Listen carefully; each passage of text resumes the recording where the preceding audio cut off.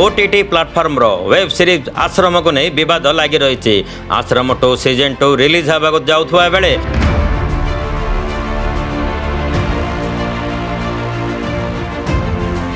निर्देशक प्रकाश झा पुणी थे बद में फसुंट।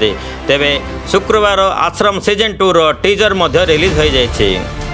अरेस्ट प्रकाश झा हैशटैग सह ट्विटर रे एबे ट्रेंड करुछि। यहाँ सह आश्रम सीरीज को बैन करने दाबी उठी। वेब सीरीज माध्यम हिंदू धर्म को बदनाम करने को चेष्टा करा जाउथुबा लोके अभियोग आनिचंती।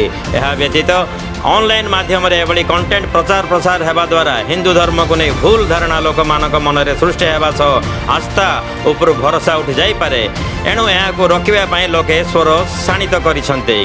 तेबे आश्रम सीजन 1 आसवा पर बॉबी देओल अभिनय को नहीं प्रशंसा करा जायतिला। आगको सीजन 2 रिलीज होगा जाउची। टीजर रे बॉबी देओल काशीपुर अंचल बाबा निराला चरित्र रे नजर को आसिचंती।